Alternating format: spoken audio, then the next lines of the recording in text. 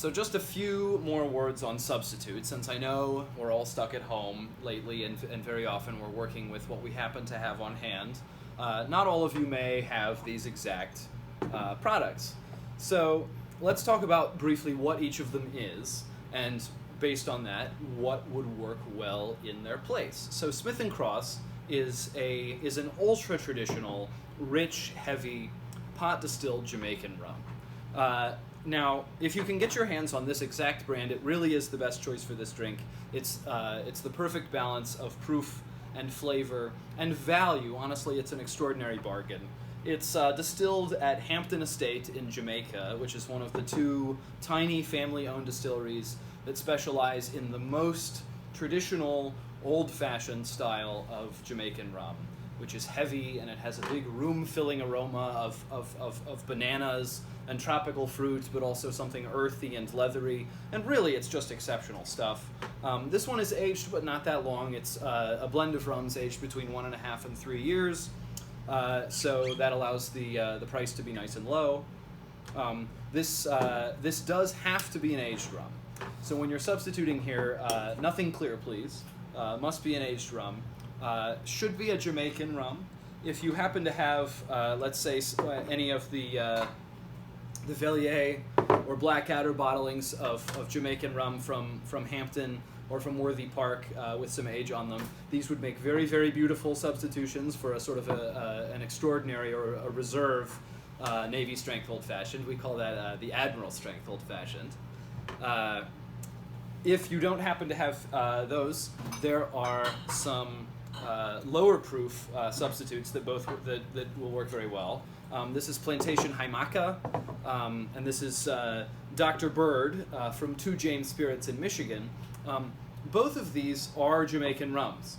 2 James is just doing some barrel finishing and bottling in Michigan, but the rum is made in Jamaica. That's what's crucial. Same thing here. The plantation folks who are from France do a little bit of barrel finishing, but the rum is made in Jamaica. In both cases, the rum is from Worthy Park Estate. Both of these are very affordable, outstanding cocktail products. They aren't technically Navy strength, but in a pinch, they will make a beautiful, almost Navy strength old-fashioned. So that's the rum. The gin is Hayman's Royal Dock. This is an ultra-traditional London Dry style gin. It's high octane at 57%, but really there's nothing modern about it. It's a classic. There are no surprises in the botanicals. If you enjoy a Beefeater or a Tanqueray or anything like that, then you'll love Hayman's. It's right up the same alley.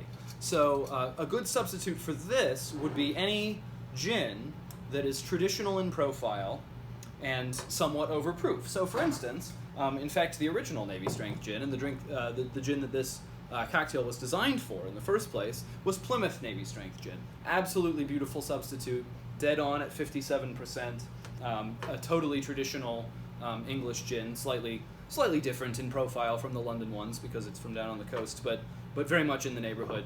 Another thought here, Sipsmith, this is what they call the VJOP, that term they made up. It's the very junipery overproof gin. It's right around 57, I believe it's 57.1%. And it's very, very heavy on the juniper, but otherwise it's right down the line as being a classic London Dry style gin. No Geneva here, please. It's got to be English style gin because the botanicals and not the base spirit are really the focus. And if you don't happen to have any overproof gins on hand, anything classic, Beefeater, Tanqueray, Hayman's London Dry, their non-overproof one, or good old classic Plymouth gin, all of those will make acceptable substitutes.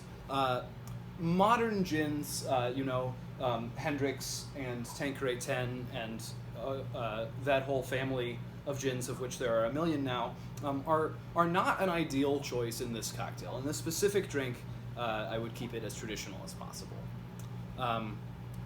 Angostura bitters, I have to mention, because I'm afraid in this case there is no substitute. Angostura is, as I said before, the most essential of all cocktail ingredients. It's absolutely wonderful. You gotta get the real thing. There are other, as they say, aromatic bitters, spice-driven bitters on the market these days. Angostura is the original. It is still the finest. So no substitute there. Finally, there are two homemade ingredients that we've got here. The first of these is demerara sugar syrup. So you may have made simple syrup at home, just sugar and water. This is the same thing. It's just sugar and water. It's just, instead of being granulated white sugar, this is a relatively unrefined type of sugar called demerara sugar. And the texture here is very coarse, and it's a pale brown color, and the texture is dry and crumbly. So that sets it apart from baker's brown sugar.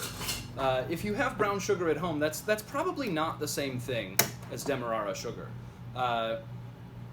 Baker's brown sugar has a clumpy and damp texture and is in very fine grains. Demerara is in relatively large grains, and it's crumbly and dry. In the grocery store, this may be sold, or something very like it, may be sold under the name of turbinado. There's also a brand name called Sugar in the Raw, which is a very closely related type of thing. Anything like that will do. And to make it into this syrup, all you do is you take 2 parts of the sugar and 1 part of water by volume, not by weight. So let's say 2 cups of demerara sugar, 1 cup of water. Combine them in a saucepan, put it on medium heat, stir while you're heating it until the sugar is just dissolved, but no longer. If you let too much of the moisture evaporate, if you boil it or reduce it at all, then when it cools down, it will tend to crystallize and turn solid, and that's very inconvenient. So heat it just until the sugar is entirely dissolved, and it's done. Cool it down, store it in a bottle, put it in the fridge, keeps indefinitely. It's great.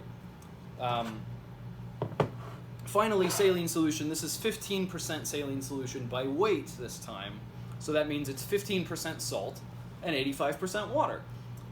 So take, let's say, 15 grams of salt and 85 grams of water, and combine them in a bowl or a container of some kind. Whisk really hard until the salt is dissolved, and that's it. You've got saline solution. Alternatively, put that into a blender and blend it very, very briefly. It'll only take a second until the salt is dissolved.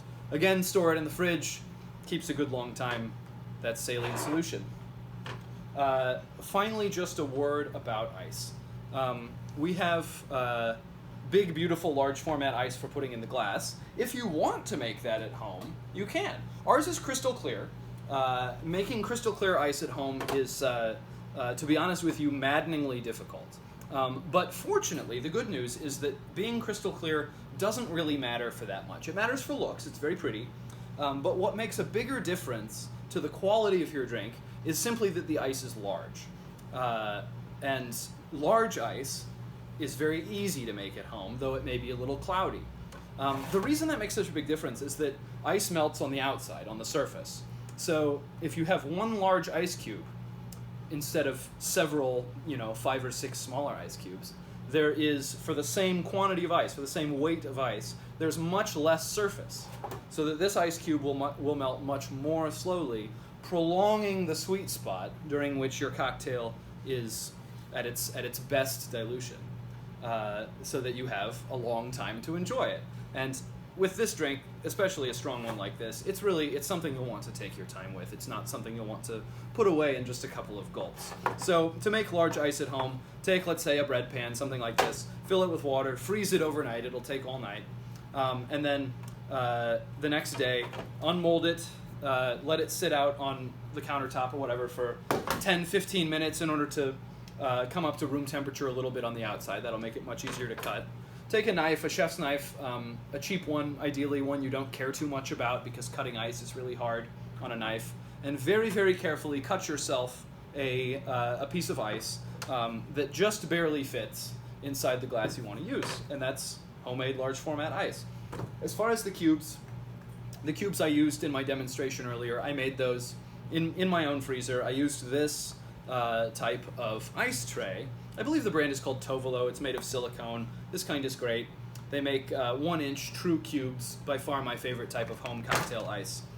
And that's the whole story. Thank you very much for listening, and we can't wait to see you again soon. We're going to do a martini for you, another Queen Mary classic, of course. Take care, my friends. Thanks for watching.